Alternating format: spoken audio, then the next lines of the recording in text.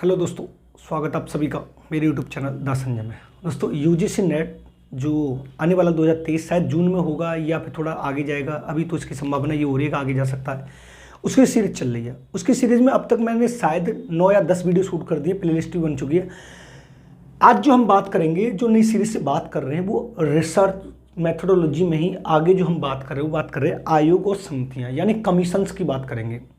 Commissions हमारे UGC net वाले यानी फर्स्ट पेपर में भी आता है हायर एजुकेशन, और सेकंड पेपर एजुकेशन में भी आता है। यानी हायर एजुकेशन से हमें संबंधित क्वेश्चन पटअप करनी है, यानी हमारी कितने कमीशंस बने और कितने आयोग बने और कितनी हमारी संस्थाएं बनी।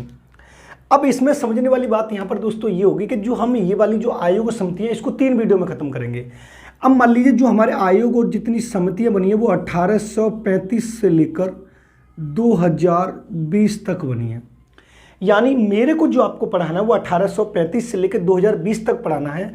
तो यानी यहाँ पर अगर देखा जाए तो जो हमारा भारत देश आज़ाद हुआ था, स्वतंत्रता दिवस यानी स्वतंत्रता दिवस की जब हम बात करते हैं तो 1947 से लेकर इधर पढ़ाना है और 47 से लेकर इधर पढ़ाना है। यानी एक वीडियो में आपको एक वीडियो शूट करूँगा वो 1835 से लेकर 1947 तक जो आ जा रही है।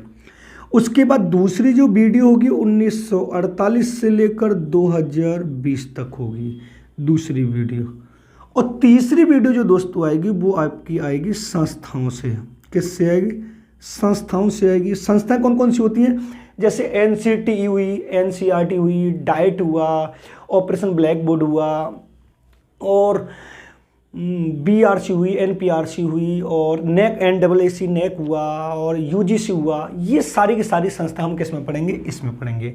तो आज जो हम पढ़ने जा रहे हैं वो ये वाली बात पढ़ने जा रहे हैं कि जो हमारे आयोग हैं, हमारी समितियां हैं, उनकी जब हम बात करते हैं तो आपसे पहला क्वेश्चन दोस्तों ये वाला क्वेश्चन पुटअप करेगा कि आयोग को कितने भागों में बांटा गया। यानी अगर वो आपसे क्वेश्चन ये पुटअप करता है कि आयोग को कितने भागों में बांटा गया है तो आपको बता देना 2 भागों में बांटा गया है। अगर वो आपसे ये पूछता है आयोग, समितियां, कमीशंस को कितने भागों में बांटा गया है तो आपको बता देना 2 भागों में बांटा गया। अब यहां पर समझने वाली बात ये होगी, देखो अब यहां पर हम डालेंगे आयोग।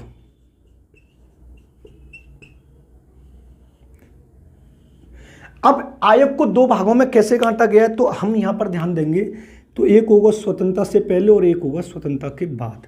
यानी एक जो हमारा होगा दोस्तों वो होगा स्वतंत्रता से पहले और दूसरा जो दोस्तों होगा वो होगा स्वतंत्रता के बाद।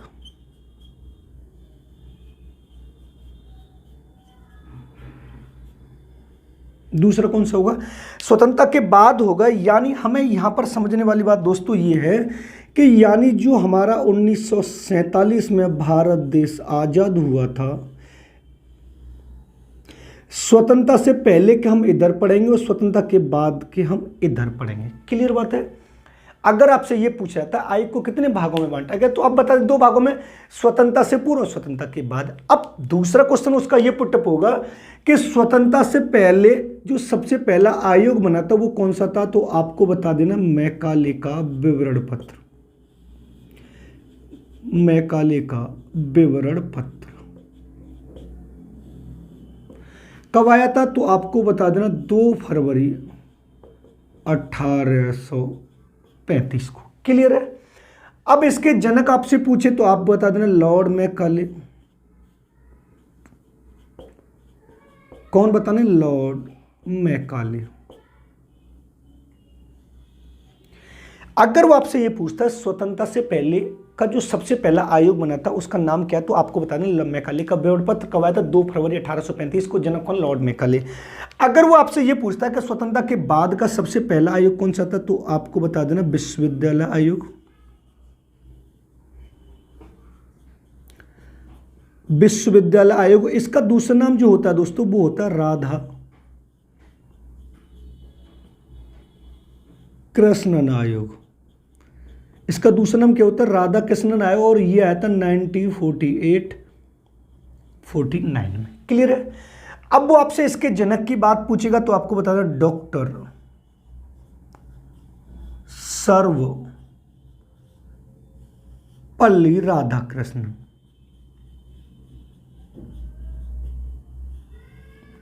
क्लियर है? देखो, दो तरीके से मैं आपको पढ़ा रहा हूं। मैं पहला जो मैंने सीरीज स्टार्ट की है वो यूजीसी नेट की चल रही है, तो मैंने आज स्टार्ट किया आयोग, यानी समितियां जो हमारे कमीशन है। पहला क्वेश्चन उसका ये होगा कि कमीशन को कितने भागों में बांटा गया है दोस्तों। तो आपको बता देना दो भागों में। दो भाग कौन कौन से हैं? तो आपको बताना स्वतंत्रता से पूर्व, स्वतंत्रता के बाद। अब हमारा भारत देश जो आजाद हुआ तो वो 1947 में हुआ था, तो स्वतंत्रता से पूर्व के यानी 1947 से पहले जितने भी आए होंगे वो हम पढ़ेंगे स्वतंत्रता से पहले वाले में। 1947 के बाद जितने आयोग होंगे, यानी मैं जो आपको आयोग पढ़ाऊंगा वो कहां से कहां तक पढ़ाऊंगा, तो मैंने आपको बता दिया 1835 से लेकर 2020 तक। अब 2020 तक तो यानी 1835 से लेकर 1947 तक मैं कितना पढ़ाऊंगा यहां तक, यानी स्वतंत्रता से पूर्व, यानी स्वतंत्रता से पहले जो इतने हैं। अब 1947 यानी 48 से लेकर 2020 तक किसमें पढ़ाऊंगा, स्वतंत्रता के बाद में पढ़ाऊंगा। अब दूसरा क्वेश्चन उसका यह पुट हुआ, स्वतंत्रता से पहले का सबसे पहला कौन सा आयोग बना था, तो दोस्तों आपको बता देना मैकाले का विवरण पत्र बना था। और मैकाले का विवरण पत्र आपको कंपलसरी हर उसमें क्वेश्चन देके जाता है जितनी बार पेपर होता है। फर्स्ट पेपर में भी आता है, सेकंड पेपर में भी आता है। अब मैकाले का विवरण पत्र कब आया था, तो आपको बता रहा है 2 फरवरी 1835 को आया था, और इसके जनक कौन है, लॉर्ड मैकाले। अभी पढ़ाएंगे। अब उसके बाद अगर आपसे ये पूछे स्वतंत्रता के बाद का सबसे पहला आयोग कौन सा, तो आपको बताना विश्वविद्यालय आयोग, जिसका दूसरा नाम है राधाकृष्णन आयोग, और ये आया था 1948 और 49 में, और इसके जनक डॉक्टर सर्वपल्ली राधाकृष्णन। अभी आप इसको नोट कर लें। अब हम पढ़ेंगे स्वतंत्रता के पूर्व के आयोग, आप इनको नोट कर लें। अब आप हेडिंग डालेंगे कि स्वतंत्रता से पूर्व के आयोग कौन कौन से हैं, ठीक है, नोट कर लें आप इनको।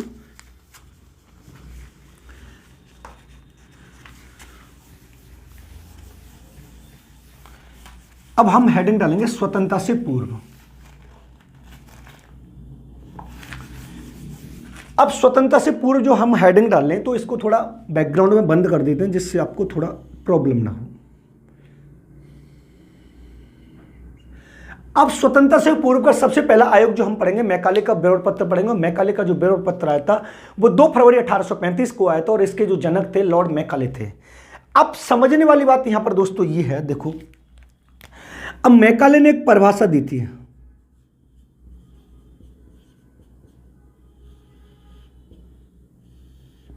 मैकाले ने कहा एक अच्छे यूरोपीय अलमारी का ज्ञान।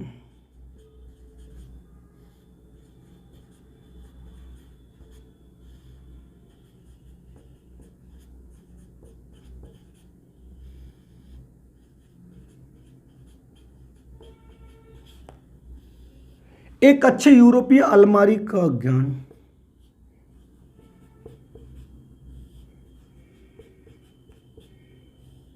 भारत और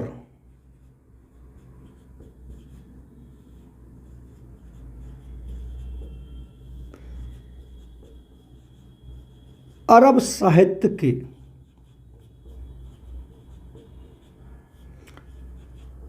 ज्ञान के बराबर है। ठीक है। अब ये वाली जो परिभाषा किसने दी है, तो आपसे अगर पूछे तो आपको बता दें लॉर्ड मैकाले ने दी है। अब फिर दूसरे नंबर पर बात आती है कि इस वाले आयोग में क्या होता है, इसको इन्होंने एक निस्यंदन, इसका दूसरा नाम है छनाई का सिद्धांत,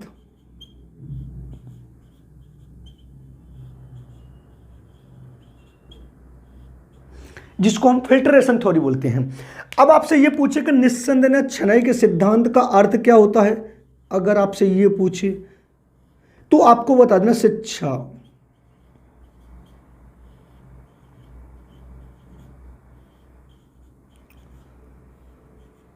उच्च वर्ग से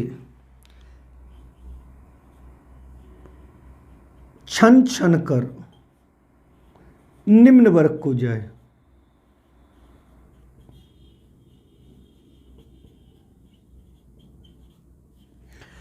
फिर उसके बाद नेक्स्ट जो हम पढ़ेंगे, इनको भाषा समस्या का जनक कहा जाता है।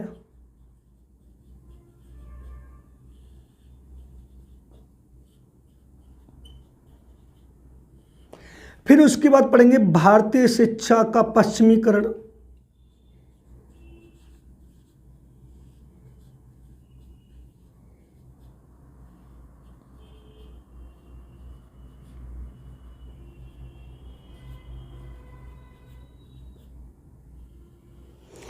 और एक को रहा था अंग्रेजी शिक्षा को समर्थन दिया।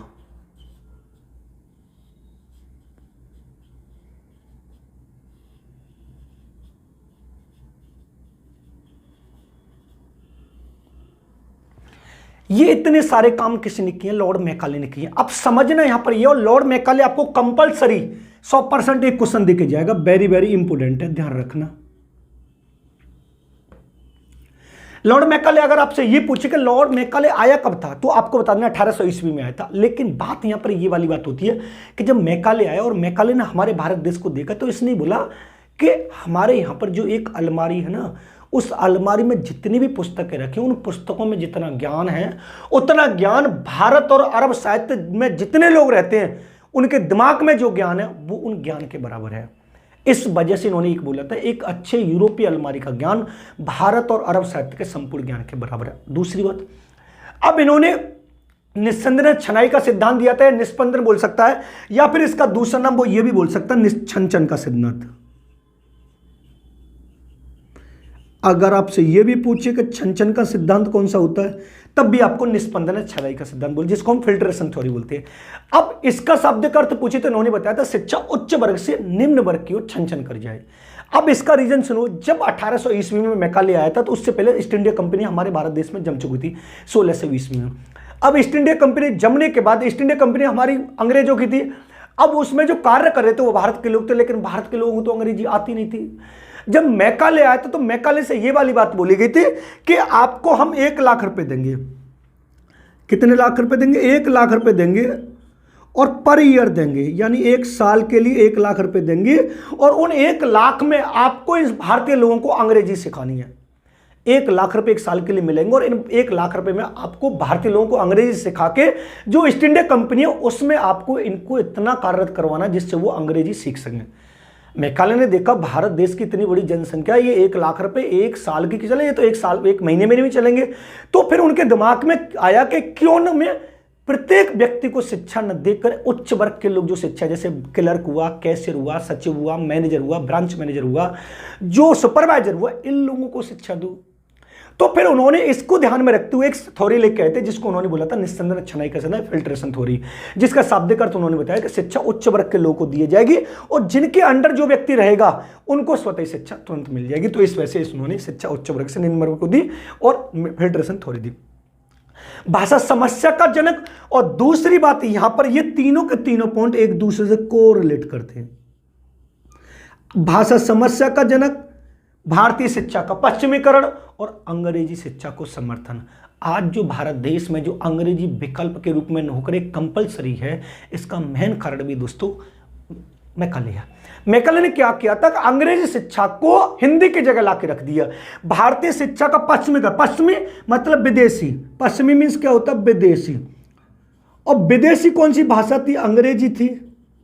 अब अंग्रेजी भाषा थी तो उन्होंने इसका, भारतीय शिक्षा कौन सी थी हमारी? हिंदी भाषा थी, तो उन्होंने भारतीय शिक्षा की जगह, हिंदी की जगह अंग्रेजी को लागू कर दिया, और अंग्रेजी को लागू करने के बाद भाषा का समस्या का सामना करना पड़ा। इस वजह से भाषा समस्या के जनक कौन बोले जाते हैं? Lord Macaulay. और अंग्रेजी शिक्षा को समर्थन करने वाला कौन था? Lord Macaulay. और भारतीय शिक्षा का पश्चिमीकरण मीन्स होता है हिंदी की जगह अंग्रेजी को लाने वाला कौन था? मैकाले था। तो आपसे यहां पर 3 क्वेश्चन पुटअप कर सकता है। निस्संदन छनाई का सिद्धांत किसने दिया? भाषा समस्या के जनक कौन होते हैं? और अंग्रेजी शिक्षा का समर्थन किसने किया? और भारतीय शिक्षा का पश्चिमीकरण किसने किया? या ये वाले एक अच्छे यूरोपीय अलमारी का ज्ञान भारत और अरब साहित्य के संपूर्ण ज्ञान के बराबर होता है। ये सारा का सारा 1835 में जब मैकाले आया तो ये मैकाले ने ये सारा काम कर दिया। क्लियर है? अब उसके बाद दूसरा जो हमारा आएगा, वो दूसरा आएगा ऑकलैंड का विवरण पत्र। ऑकलैंड का विवरण पत्र ये कब आया था? 1839। जो डिटेल में आएंगे मैं उनको डिटेल में पढ़ा दूंगा, और इसके जनक पूछे तो आप बता दें लॉर्ड ऑकलैंड।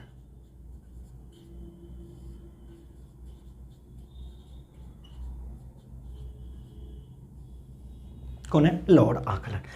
अब थर्ड नंबर पर जो दोस्त हम पढ़ने यार, वो उनसे भी ज्यादा इंपॉर्टेंट है। थर्ड नंबर पर हम पढ़ेंगे वुड का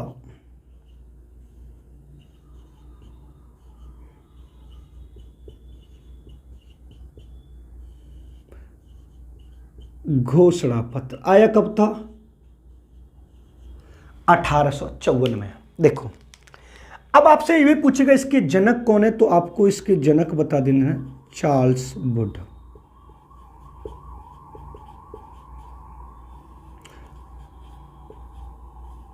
अब चार्ल्स वुड के नाम पर ही वुड के घोषणा पत्र को 1854 में रखा गया। अब इस वुड के घोषणा पत्र को किन और नामों से जाना जाता है? देखो एक तो इसको शिक्षा का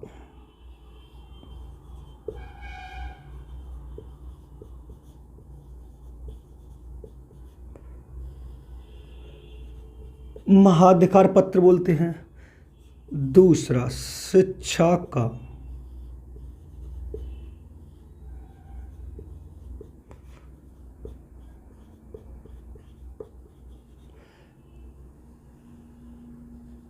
महाशिलालेख पत्र बोलते हैं,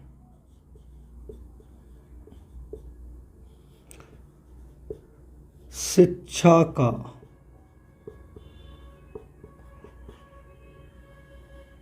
मैग्ना कार्टा बोलते हैं, और वुड डिस्पैच के नाम से भी जाना जाता है। क्लियर है? अगर आपसे ये पूछे कि शिक्षा का महाशिलालेख पत्र कौन सा है, शिक्षा का महाधिकार पत्र कौन सा है, शिक्षा का मैग्ना कार्टा कौन सा है, शिक्षा का वुड डिस्पैच के नाम से किसको जाना जाता है, तो आपको बता देना वुड का घोषणा पत्र के नाम से जाना। वुड का घोषणा पत्र कब आया था, तो आपको बता देना है 1854 में आया था। लेकिन 1854 में आने के बाद जो इसको लेके आए तो उसका नाम क्या था, तो आपको बता देना चार्ल्स वुड था। क्लियर? अब आगे चलते हैं। इन्होंने क्या बोला था? इन्होंने एक तो सहायता अनुदान प्रणाली का स्थापना की, सहायता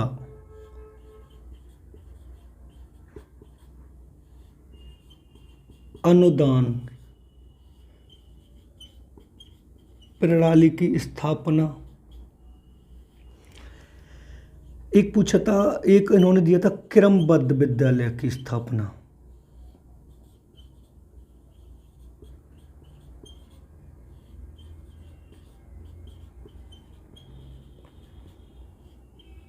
का सुझाव,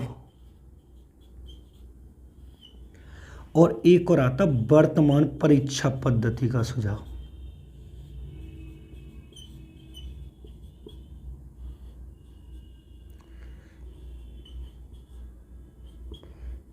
वर्तमान परीक्षा पद्धति का सुझाव। यानी अगर आपसे यह पूछे कि शिक्षा का महाशिलालेख पत्र किसको बोलते हैं, तो आपको बता देना है वुड के घोषणा पत्र को। एक और आता है, इन्होंने शिक्षा विभाग की स्थापना का सुझाव दिया।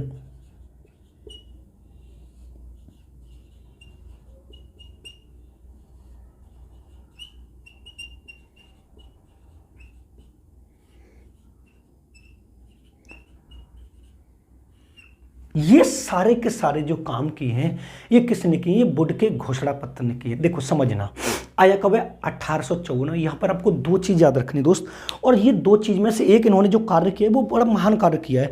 उसी महान कार्य के आधार पर हमने देखा है कि सीटेट यूजीसी नेट के फर्स्ट पेपर में कई बार क्वेश्चन पुटअप हुआ है। समझना क्या है कि जो मैंने आपको वर्तमान परीक्षा पद्धति यहाँ पर बताई है, अगर वो इसकी ईयर पूछता है तो ये समझ लीजिए आपको 1857 बता देना है। अगर ये पूछे वर्तमान परीक्षा पद्धति का स्थापना का सुझाव किसने दिया है, तो आपको बता देना है वुड के घोषणा पत्र ने दिया। लेकिन 1854 की तर्ज के आधार पर 1857 में सबसे पहले 3 विश्वविद्यालयों की स्थापना की गई थी भारत में, जो कंपलसरी आपको यूजीसी नेट के फर्स्ट पेपर में पूछे जाते हैं। अब आपसे ये पूछता है कि 1854 में, यानी इस 1854 की तर्ज पर आपको समझना, इसकी तर्ज पर 3 विश्वविद्यालयों की स्थापना की गई थी। 3 विश्वविद्यालय कौन कौन से थे, तो आपको पहला बताना कलकत्ता,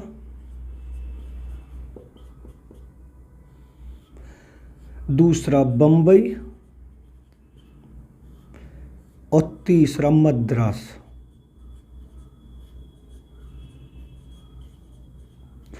ये 3 विश्वविद्यालय भारत में सबसे पहले स्थापित किए गए थे।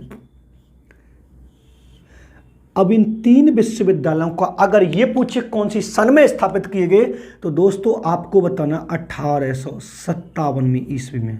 समझ लेना, अब वुड के घोषणा पत्र के आधार पर 1857 में सबसे पहले भारत में 3 विश्वविद्यालयों की स्थापना की गई थी, कलकत्ता विश्वविद्यालय, बंबई विश्वविद्यालय, मद्रास विश्वविद्यालय। अब आपसे क्वेश्चन ये पूछा था निम्नलिखित में से कौन सा भिन्न विश्वविद्यालय है, तो ये 3 विश्वविद्यालय जो थे वुड के घोषणा पत्र की तर्ज पर, इनके सुझाव पर 1857 में स्थापित किए गए। तो कलकत्ता, बंबई और मद्रास, इन तीनों से हटकर जो अलग से आएगा राइट आंसर वो होगा, क्योंकि इन तीनों विश्वविद्यालयों की स्थापना एक साथ की गई थी। अब 2 तरीके से पूछेगा, 1857 में वो कौन से 3 विश्वविद्यालय स्थापित किए गए थे, तो कलकत्ता, बंबई और मद्रास। 1857 में जो 3 विश्वविद्यालय स्थापित किए गए, तो उनका सुझाव, उनकी तर्ज किसके सुझाव पर किए गए थे, तो वुड के घोषणा पत्र के आधार पर किए। इसी के आधार पर मैंने आपको यहां पर एक चीज और बताई है, इन्हीं विश्वविद्यालय के आधार पर वर्तमान परीक्षा पद्धति का 1857 में स्थापना की गई थी। अब वर्तमान परीक्षा पद्धति का सुझाव की बात करें कि वर्तमान परीक्षा पद्धति का सुझाव किसने दिया, तो आपको बता देना वुड का घोषणा पत्र का सुझाव दिया था। 1854 के बाद 1857 तक जितने भी कार्य हमारे हुए हैं वो सारे के सारे वुड के घोषणा पत्र के सुझाव के आधार पर किए गए। 2 चीज आपको याद रखनी है कि वर्तमान परीक्षा पद्धति का सुझाव किसने दिया, वुड के घोषणा पत्र ने। वर्तमान परीक्षा पद्धति कब आई, 1857 में। भारत में सबसे पहले 3 विश्वविद्यालय की स्थापना का सुझाव किसने दिया, वुड के घोषणा पत्र ने। लेकिन 3 विश्वविद्यालय कलकत्ता, बंबई और मद्रास विश्वविद्यालय की स्थापना किसने की, कब हुई, तो आपको बता देना 1857 में। शिक्षा का महाशिलालेख पत्र, शिक्षा का महाधिकार पत्र, शिक्षा का मैग्ना कार्टा, शिक्षा का वुड डिस्पैच किस पत्र को माना जाता है, तो आपको बताना वुड के घोषणा पत्र को माना जाता है। अगर आपसे यह पूछे क्रमबद्ध विद्यालयों की स्थापना किसने की, या सुझाव दिए जाएंगे, या आपसे यह पूछे क्रमबद्ध विद्यालय की स्थापना का सुझाव सबसे पहले किसने दिया, तो यहां पर आपको दोस्तों यह बता देना है क्रमबद्ध विद्यालय होते किसे हैं, तो प्री प्राइमरी से लेकर हायर एजुकेशन था, यानी जो प्री प्राइमरी से लेकर यानी आंगनवाड़ी, प्राथमिक, उच्च प्राथमिक, जूनियर, हाई स्कूल, इंटर और उसके बाद जो बीए, ग्रेजुएशन, जो हायर एजुकेशन वाले, उनको अलग अलग तरीके से बच्चों को पढ़ाया जाए, इन सब का सुझाव क्रमबद्ध विद्यालय के नाम से जाना जाता है। और इन सब का सुझाव किस आयु ने दिया, तो दोस्तों आपको बता देना वुड के घोषणा पत्र ने दिया। वीडियो पसंद आ रहा हो तो वीडियो को लाइक जरूर कर दें और चैनल को सब्सक्राइब कर लें। आप इसको नोट कर लें, कंपलसरी एक वेरी वेरी इंपोर्टेंट मैंने लिखा है, तो और ये 100% इंपोर्टेंट मैंने लिखा है। अगर यहां पर ये पूछे आकलैंड का विवरण पत्र कब है, 1839, लॉर्ड आकलैंड इसके जनक, इससे कुछ नहीं पूछेगा, आप इसको नोट कर ले, स्क्रीनशॉट ले सकते हैं आप इनका। अब चलते हैं हम आगे। सबसे पहले हम जो पूरे आयोग पढ़ेंगे, आयोग संहिता कमीशन पढ़ रहे हैं, 1835 से लेकर 2020 तक पढ़ रहे हैं। आयोग को 2 भागों में बांटा गया है, मैंने वो बता दिया। स्वतंत्रता से पूर्व, स्वतंत्रता के बाद। हम पहला जो पढ़ रहे हैं वो स्वतंत्रता से पूर्व का पढ़ रहे हैं, उसमें मैंने पहले मैकाले का विवरण पत्र पढ़ा है, दूसरा आकलैंड का और तीसरा वुड का घोषणा पत्र पढ़ा है। आप इसको नोट कर लें, आगे चलते हैं।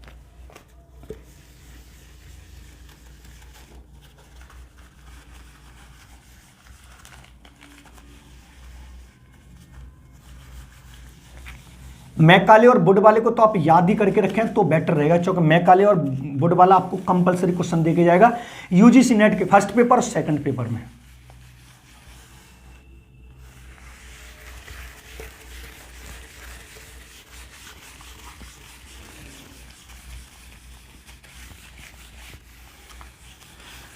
अब हम तीसरा जो पढ़ेंगे दोस्तों, 1854 के बाद तीसरा जो हम पढ़ेंगे वो पढ़ेंगे चौथा हंटर आयोग।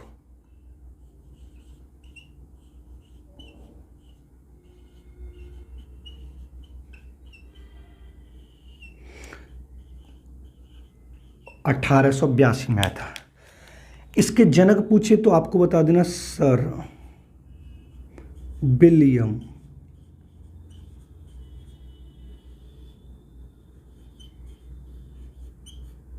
हंटर। संबंधित किससे, तो आपको बता देना प्राथमिक शिक्षा से।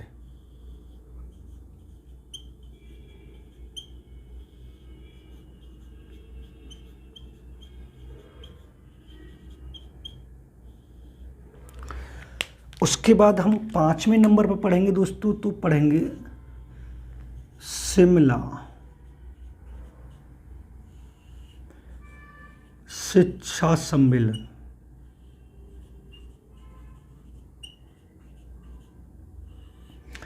इसको हम एक और नाम से जानते,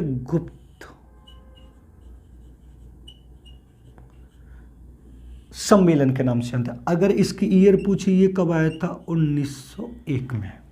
क्लियर है। छठवें नंबर पर जो हम पढ़ रहे हैं, नेक्स्ट जो पढ़ रहे हैं वो पढ़ेंगे भारतीय विश्वविद्यालय आयोग। नेक्स्ट जो हम पढ़ रहे हैं वो कौन सा पढ़ रहे हैं? भारतीय विश्वविद्यालय आयोग। भारतीय विश्वविद्यालय आयोग कब आया था? तो आपको बताना 1902 में। और इसको हम अगर इसके जनक भी आपसे पूछे तो आपको बता देना इसके जनक थॉमस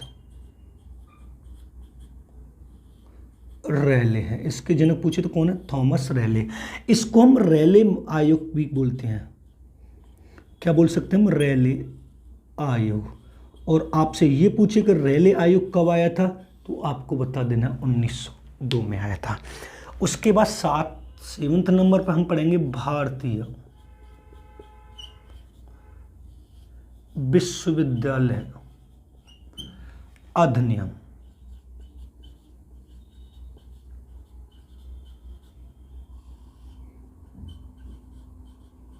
ये कब आया था? 1904 में। इसके साथ में एक और पढ़ेंगे 8वां ये पर, कर्जन नीति।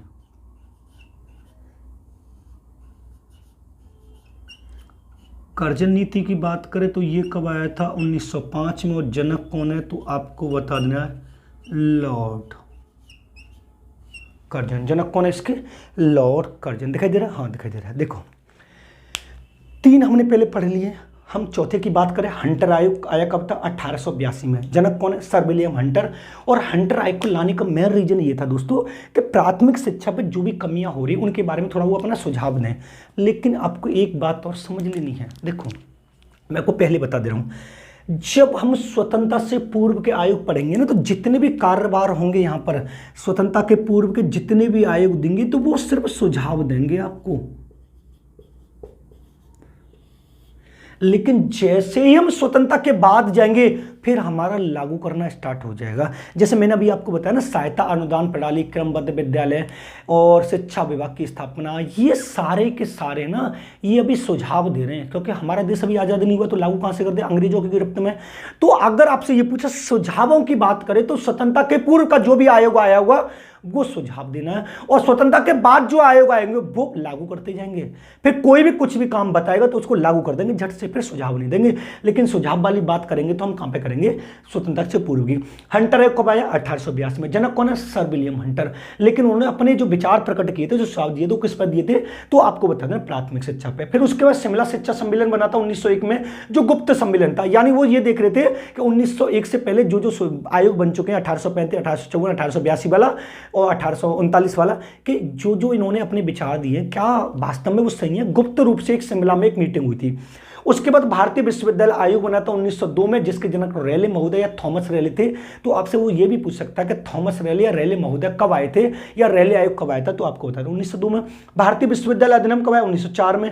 कर्जन नीति कब आई? 1905 में। इसके जनक लॉर्ड कर्जन है। क्लियर है। अब आते हैं हम नेक्स्ट 9वें नंबर पर। अब आता गोखले का बिल।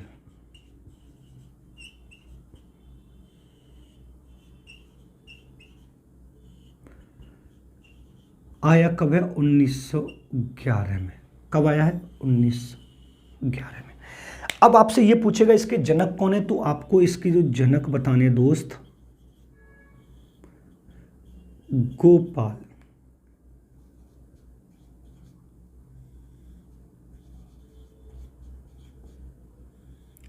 कृष्ण गोखले हैं। क्लियर बात है। लेकिन ये बड़ा इंपॉर्टेंट बात है। देखो अगर वो ये पूछे संबंधित किससे है तो आपको बता देना प्राथमिक शिक्षा से। किससे संबंधित है? प्राथमिक शिक्षा से। क्लियर है। अब यहां पर एक बात आपने देखी होगी, तो प्राथमिक शिक्षा को निःशुल्क और अनिवार्य बनाने का जो सुझाव दिया था वो सर्वप्रथम किसने किया था? तो गोखले के बिल ने किया था। यानी प्राथमिक शिक्षा को निःशुल्क और अनिवार्य बनाने का जो सुझाव हम दे रहे हैं वो कौन दे रहा है? वो दे रहा है ये वाले। देखो अब वो आपसे यहां पर एक तो क्वेश्चन आपका ये हो गया, दूसरा क्वेश्चन ये होगा, तीसरा क्वेश्चन होगा कि प्राथमिक शिक्षा को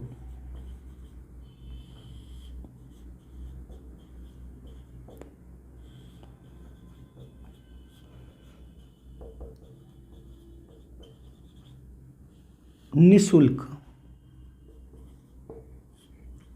एवं अनिवार्य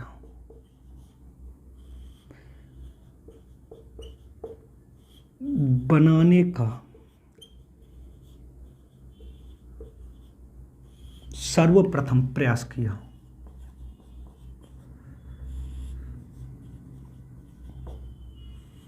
किसने किया? गोपाल कृष्ण गोखले। अब इसकी थोड़ी डिटेल में बात करते हैं, समझना। देखो हमने देखा यहां पर कि प्राथमिक शिक्षा, देखो समझना, नोट डाल के आपको अच्छी तरह से समझ में ही आएगा। मान लीजिए ये प्राथमिक शिक्षा है। अब इस प्राथमिक शिक्षा को निःशुल्क, देखो दो तरीके से पढ़ेंगे हम।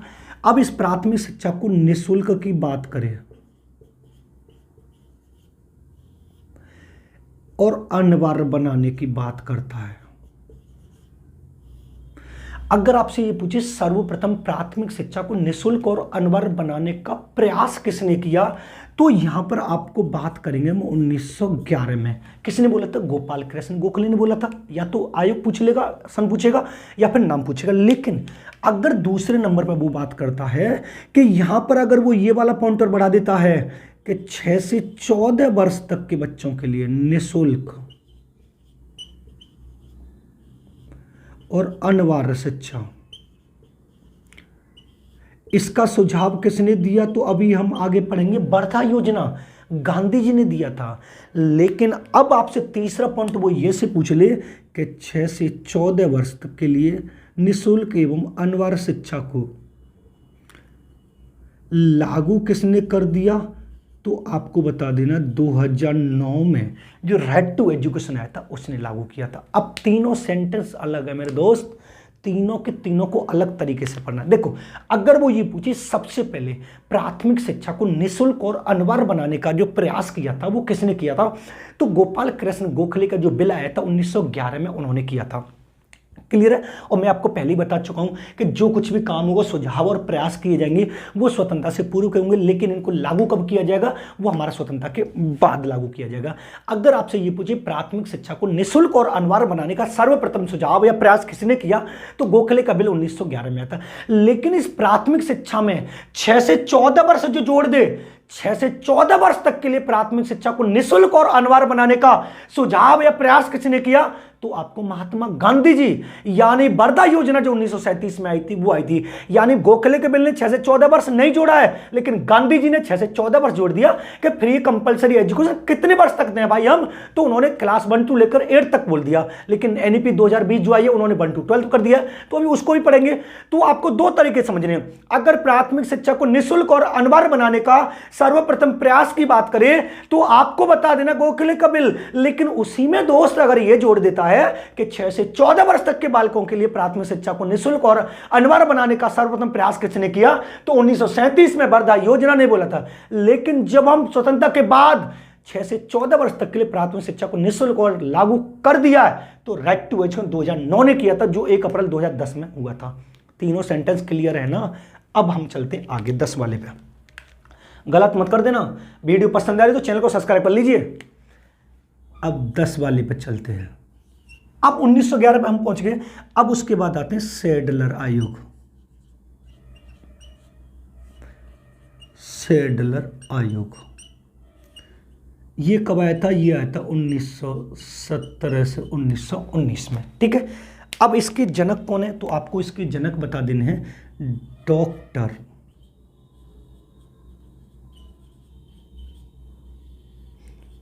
Michael Sadler.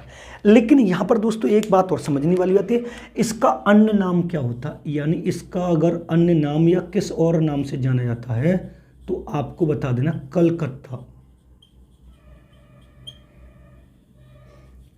विश्वविद्यालय आयोग।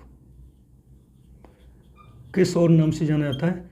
तो आपको बता देना कलकत्ता विश्वविद्यालय। अगर आपसे ये पूछिए कलकत्ता विश्वविद्यालय आयोग कब आया, तो 1970 और 19 में। कलकत्ता विश्वविद्यालय आयोग के जनक कौन है, तो आपको बता doctor Michael Sadler. Michael Sadler ने कौन सा आयोग दिया था, सैडलर आयोग दिया था। लेकिन आपसे ये पूछिए संबंधित किससे है, संबंधित किससे है, अगर आपसे ये पूछे तो आपको दोस्तों बता देना उच्च शिक्षा से।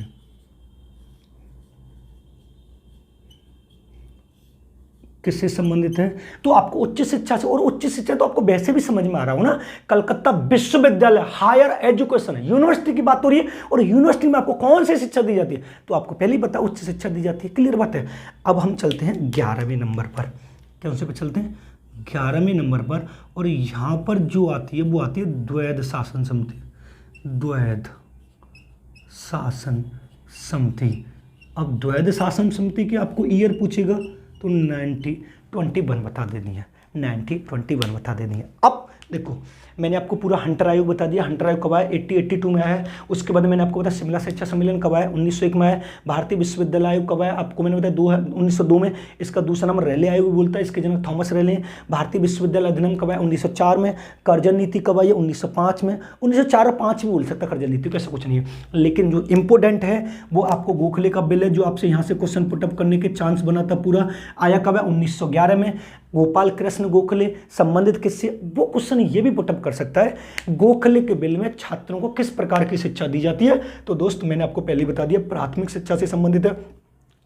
अब प्राथमिक शिक्षा को निःशुल्क और अनिवार्य बनाने का सर्वप्रथम प्रयास किसने किया, तो गोखले के बिल ने किया। लेकिन इसकी प्राथमिक शिक्षा को निःशुल्क और अनिवार्य बनाने का जो हिस्ट्री मैंने आपको यहां पर बता दिया। अगर ये पूछे प्राथमिक शिक्षा को निःशुल्क और अनिवार्य बनाने का सर्वप्रथम प्रयास किसने किया, गोखले के बिल ने। लेकिन उसी में 6 से 14 वर्ष जोड़ दे गांधी जी 1937 में, और उसको लागू कर दिया जाएगा 2009 में। फिर उसके बाद मैंने आपको पढ़ाया सैडलर आयोग। सैडलर आयोग का दूसरा नाम मैंने आपको बताया कलकत्ता विश्वविद्यालय आयोग। कलकत्ता विश्वविद्यालय आयोग या सैडलर आयोग, इन दोनों के जनक की बात करें तो आपको बता देना दोस्त डॉक्टर माइकल सैडलर। और सैडलर आयोग किस शिक्षा से संबंधित है, तो आपको बता देना है उच्च शिक्षा से संबंधित है। किस शिक्षा से संबंधित है, उच्च शिक्षा से संबंधित है। आप इसको नोट कर लें, इसकी शॉट ले लें, बहुत इंपॉर्टेंट पार्ट पढ़ा रहे हैं। वीडियो अगर पसंद आ रही तो कमेंट कर दें और चैनल को सब्सक्राइब कर लें। 1921 पे पहुंच गए। आज जो हम पढ़ने वाले हैं इस वाली वीडियो में 1835 से लेकर 1947 तक पढ़ेंगे, स्वतंत्रता से पूर्व को। फिर उसके बाद हम पढ़ेंगे स्वतंत्रता के बाद का नेक्स्ट वीडियो में। नोट कर लें इसको।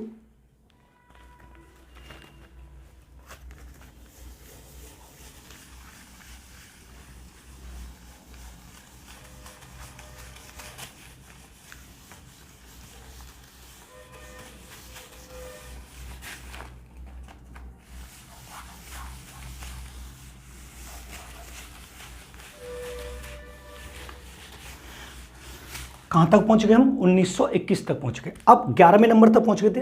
अब उसके बाद हम पढ़ेंगे 12वें नंबर पर। उसमें पढ़ेंगे हर्टांग समिति।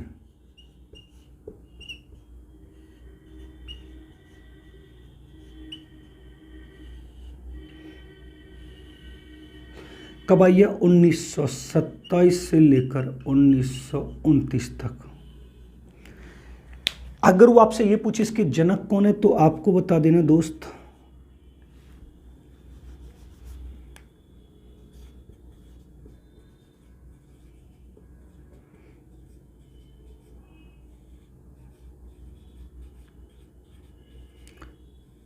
Sir Philip हर्टांग। लेकिन आपको ये वाली बात बतानी कि ये संबंधित किससे, तो जो सबसे ज़्यादा क्वेश्चन आपसे यही पूछा जाएगा कि संबंधित किससे, तो आपको बता देना है प्राथमिक शिक्षा से। किससे संबंधित है, प्राथमिक शिक्षा से। लेकिन इसने 2 महान कार्य किए थे, एक दिया था अपव्यय, एक दिया था इसने अपव्यय,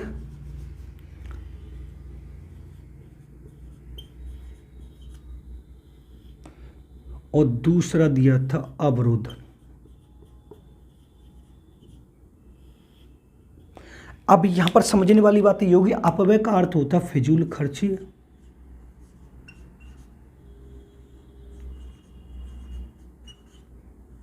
और अवरोधन का अर्थ होता रुकावट। अभी इसको पूरा समझा दूंगा।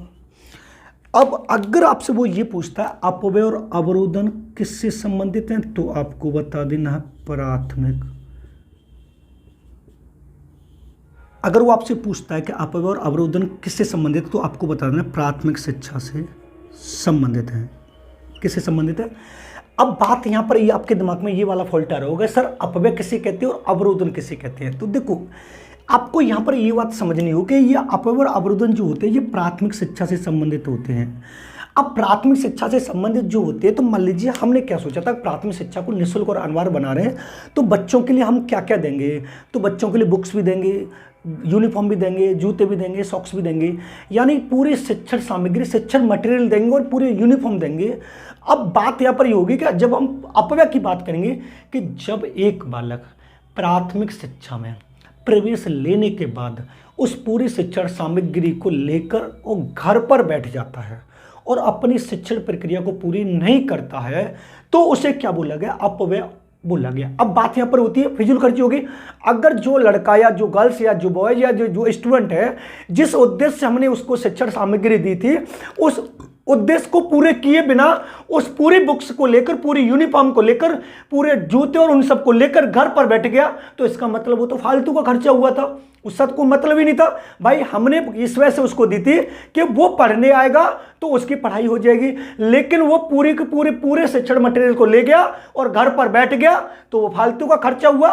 तो इसका मतलब यह है कि अगर हम उसकी जगह किसी दूसरे स्टूडेंट को देते तो कम से कम वो अपनी शिक्षण तो पूरी करता, शिक्षा को तो पूरी करता, लेकिन उसको हमने ये सब कुछ दिया तो फालतू का खर्चा हुआ। तो आपसे अगर ये पूछे अपव्यय क्या होता है, कि जब एक छात्र किसी शिक्षा को यानी किसी क्लास की शिक्षा को पूरी किए बिना पूरी शिक्षण सामग्री को लेकर बीच में ही घर पर बैठ जाता है, वो अपव्यय कहलाता है। अवरोधन मीन्स मैंने क्या बोला, रुकावट होता है। अब रुकावट क्या होता है, मतलब ये होता है कि जब एक छात्र किसी क्लास में बार बार फेल हो रहा है, जब एक छात्र किसी क्लास में बार बार फेल हो रहा है, वो आगे ही नहीं बढ़ पा रहा, तो वो उसका नाम क्या बोला गया, रुकावट होता है। यानी जब एक छात्र किसी क्लास में बार बार फेल हो रहा है, उसको हमने क्या नाम दिया है, रुकावट यानी अवरोधन दिया। दोनों किससे संबंधित होते हैं, प्राथमिक शिक्षा से, अपव्यय अवरोधन। अब बात यहां पर ये हो रही है कि 2009 से पहले अगर एक बालक क्लास 1 में फेल हो जाता है तो वो क्लास 1 में ही रहेगा, चाहे उसे 4 साल और पढ़ना पड़े।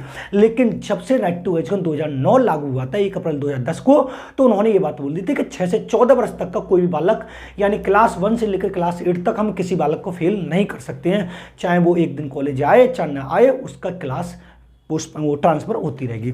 अब उसके बाद जो हमारा 12 वाला आएगा वो आएगा जिला शिक्षा सलाहकार समिति।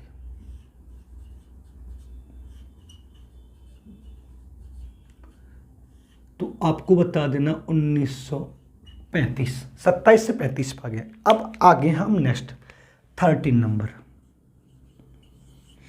अब आता वर्धा योजना।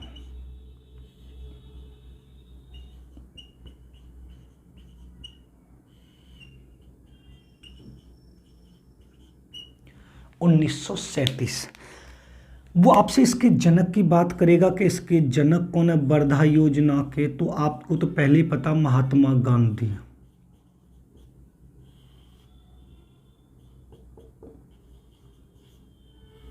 ठीक है।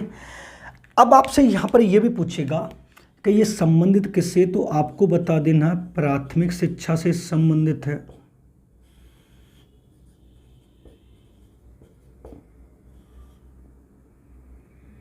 तो आपको संबंधित अगर ये पूछे तो आपको बता देना है प्राथमिक शिक्षा से संबंधित है, आपको बता देना है प्राथमिक शिक्षा से।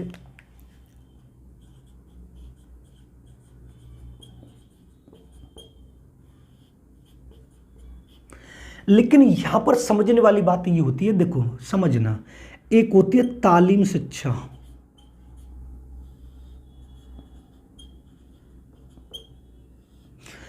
एक होती है बुनियादी शिक्षा, आपने देखा भी होगा।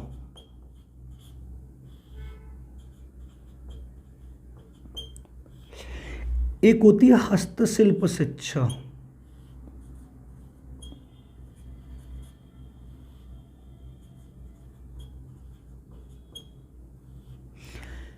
एक होती क्रिया प्रधान शिक्षा,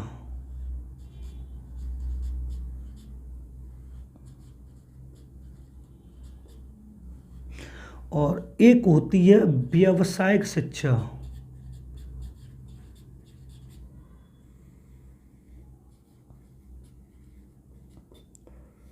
और एक जो होती है वो होती है बेसिक शिक्षा।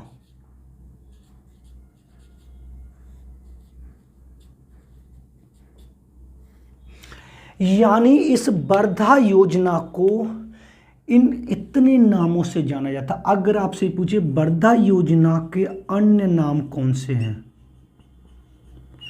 तो आपको बता देना है इतने नामों से इस वाली शिक्षा को जाना जाता है। तालीम शिक्षा, बेसिक शिक्षा, व्यावसायिक शिक्षा, हस्तशिल्प शिक्षा, क्रिया प्रधान शिक्षा और व्यावसायिक शिक्षा, इन सब से इनको जाना जाता है। लेकिन यहां पर बात एक और आती है दोस्त, कि मान लीजिए अब हमने इनका तो नाम सुन लिया, लेकिन इन्होंने एक काम और किया था। इन्होंने क्या किया था, इन्होंने 3R यानी 3R पर बल दिया था। अब 3R क्या होता है इसको समझे। 3R होता है, एक होता है रीडिंग,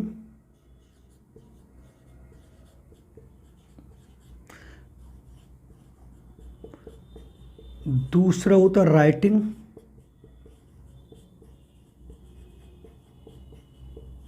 और एक होता है अर्थमेटिक। यानी अगर इसको हिंदी में बोला जाए तो पढ़ना,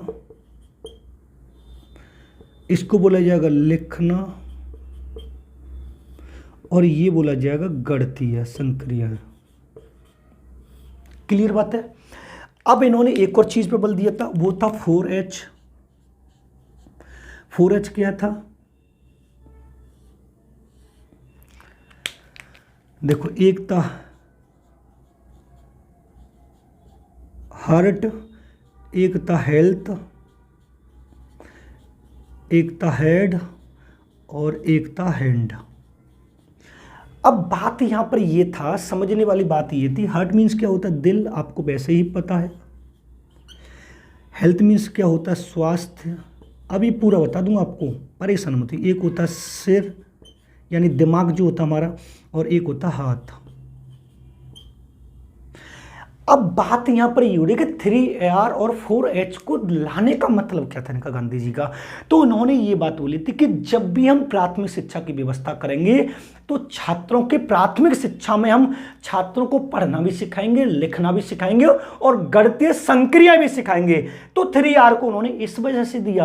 अगर 3R की बात करते हैं तो छात्रों को पढ़ना भी सिखाना है, लिखना भी सिखाना है और गणित भी सिखाना है, तो इस वजह से उन्होंने 3R को बोला। अब 4H की बात करते हैं तो प्राथमिक शिक्षा ऐसे होनी चाहिए जो छात्र को स्वास्थ्य की जानकारी दे, उसके दिल की भी जानकारी, दिल को भी अच्छे से करके, मस्तिष्क की भी जानकारी दे, और उसके हाथों के द्वारा भी, जो मैंने क्रिया प्रधान हाथों के द्वारा करने पर भी बल दे।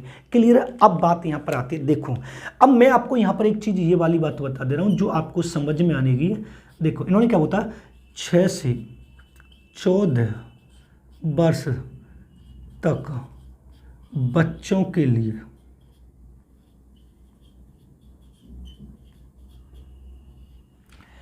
प्राथमिक शिक्षा को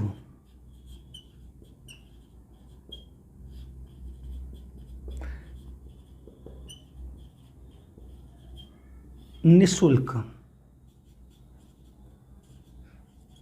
एवं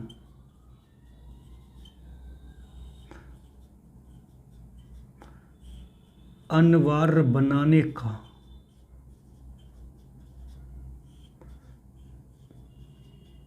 सुझाव दिया। अब मैंने आपको गोखले के बिल में क्या बताया था, 6 से 14 वर्ष नहीं लगाए थे। अब गांधी जी ने उसमें 6 से 14 वर्ष लगा दिए, लेकिन ये लागू कहां पर होगी, 2009 में जाके लागू होगी, क्योंकि प्राथमिक शिक्षा भी कंपलसरी सुझाव चल रहे हैं। अब दूसरी बात यहां पर एक और आती है कि महात्मा गांधी जी ने एक बेसिक समय चक्र दिया था, बेसिक समय चक्र विभाजन। अब इन्होंने जो बेसिक समय चक्र विभाजन दिया है वो दिया है 1 दिन का। यानी जब आप किसी प्राथमिक विद्यालय में जाएंगे तो 1 दिन में कितना शिक्षण कार्य होना चाहिए। तो 1 दिन के शिक्षण कार्य की बात करेंगे हम, शिक्षण कार्य। अगर शिक्षण कार्य की बात करनी है तो यहां पर 2 तरीके से आपको पढ़ना है, एक तो कुल पढ़ना है और एक पढ़ना शिक्षण समय। अब अगर आपसे ये पूछे कि कुल समय कितना आपको बताना है, तो आपको बता देना 6 घंटे। कितना बता देना है?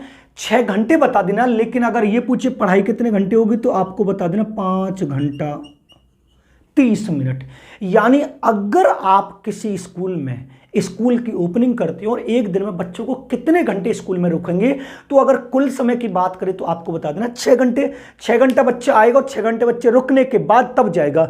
लेकिन उस 6 घंटे में से कितने घंटे पढ़ाई होगी, तो आपको बताना 5 घंटा 30 मिनट पढ़ाई होगी। और आधा घंटे का उन्होंने क्या बताया, वो लंच बता रहे हैं। आधा घंटे का वो इंटरवल होगा। अगर आपसे ये पूछे एक दिन के शिक्षण कार्य का कुल समय कितना है, तो आपको बता देना है 6 घंटे। अगर आपसे ये पूछे एक दिन के शिक्षण कार्य का समय कितना है, तो आपको बता देना 5 घंटे 30 मिनट बताने। यानी आपको समझने वाली बात दोस्त यहां पर ये होगी, समझने वाली बात ये होगी कि अगर वो एक दिन के शिक्षण कार्य का कुल समय पूछे तो 6 घंटे बता दें। अगर एक दिन के शिक्षण का समय पूछे तो 5 घंटा 30 मिनट बता देना है। पूरा का पूरा ये है। अगर ये पूछे 3R और 4H पर बल किसने दिया है, तो आपको बता देना है महात्मा गांधी ने दिया। महात्मा गांधी की योजना कब आई? वर्धा योजना 1937 में आई थी। संबंधित किससे? प्राथमिक शिक्षा से। अब इस वर्धा योजना को इतने नामों से जाना जाता है। लेकिन अब और बात हम यहाँ पर 13 नंबर पढ़ लिया। अब इधर आके हम 14 नंबर और पढ़ लेते हैं। एक और पढ़ लेते हैं। एक आएगी, आपसे पूछेगा जाकिर हुसैन समिति। जाकिर हुसैन समिति ये आई थी हमारी 1937 और 38 में। इसके जनक भी डॉक्टर जाकिर हुसैन है, समझ लेना। 15 नंबर पर हम पढ़ रहे हैं खैर समिति। खैर समिति आई थी 1938 और 39 में। और इसके जो जनक हैं वो आपको बताना है बीजी खैर है। इसके जनक कौन है?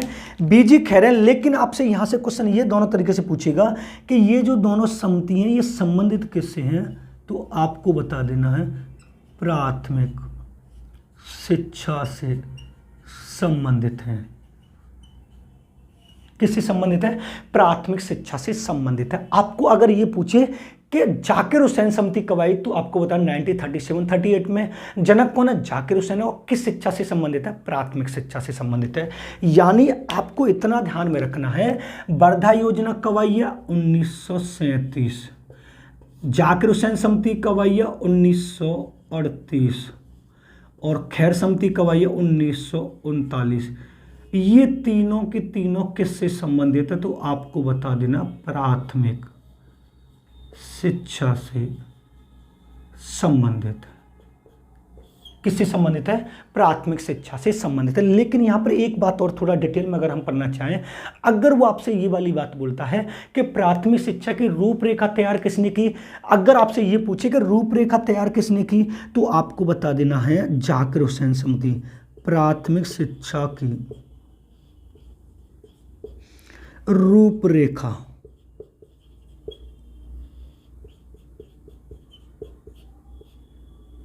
प्राथमिक शिक्षा की जो रूपरेखा तैयार किसने की है, तो आपको बता देना जाकिर हुसैन समिति। जाकिर हुसैन समिति कब है? 1937-38 में। अगर आपसे ये पूछे प्राथमिक शिक्षा की रूपरेखा में परिवर्तन, प्राथमिक शिक्षा की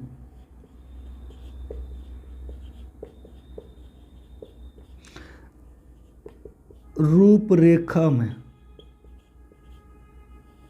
परिवर्तन किसने किया, तो आपको बता देना है खैर समिति ने किया। किसने किया? खैर समिति ने किया। दो तरीके से समझेंगे। प्राथमिक शिक्षा की वर्धा योजना मैंने पूरा आपको समझा दिया। फिर उसके बाद मैंने आपको 14 नंबर पर जाकिर हुसैन समिति पढ़ाई है। जाकिर हुसैन समिति का भी 1937 और 38 में संबंधित किससे? प्राथमिक शिक्षा से। फिर उसके बाद मैंने आपको बताया खैर समिति 1938-39 में आई है। जनक कौन है? बीजी खैर है। लेकिन दोनों की दोनों मैंने आपको बताई प्राथमिक शिक्षा से संबंधित हैं। लेकिन यहां पर समझने वाली बात, दो तरीके से ये पूछेगा कि प्राथमिक शिक्षा की रूपरेखा तैयार किसने की, कि कैसे कैसे में बच्चों को पढ़ाना है, तो प्राथमिक शिक्षा की रूपरेखा तैयार जाकिर हुसैन समिति ने की है। लेकिन उस रूपरेखा में संशोधन या परिवर्तन किसने किया है, तो आपको बता देना है खैर समिति ने किया है। क्लियर है? एक और रह गया स्वतंत्रता से पूर्व का, एक और जो हम पढ़ लेते हैं उसको हम पढ़ेंगे यहां पर 16 नंबर पर। 16 नंबर पर आएगा सार्जेंट योजना। सार्जेंट योजना है और ये कब आया था? 1944 में। कब आया था? 1944 में। और इसके जनक कौन है? तो आपको वैसे भी पता होगा, sir John sergeant. Sir John sergeant. लेकिन वो आपसे ये पूछ सकता है कि सार्जेंट योजना संबंधित किससे? तो आपको बता देना है अध्यापक शिक्षा से संबंधित है। यानी अगर ये पूछे सार्जेंट योजना कब आई है, तो आपको बता देना है 1944 में। जनक कौन है? Sir John sergeant. संबंधित किससे? अध्यापक शिक्षा से। ये थे दोस्तों स्वतंत्रता से पूर्व के आयोग 1835 से लेकर 1944। इससे नेक्स्ट वीडियो हम पढ़ेंगे स्वतंत्रता के बाद के पूरे 1948 से लेकर 2020 तक पूरे खत्म कर देंगे। आप इसका स्क्रीनशॉट ले सकते हैं, स्क्रीनशॉट ले लीजिए आप इसका।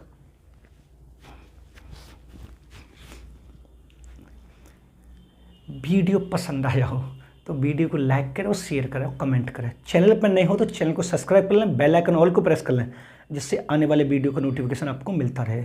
परेशान मत होइए, ईमानदारी से पढ़ाई करें। नेट पास कराने की गारंटी हमारी है पूरी तरह से।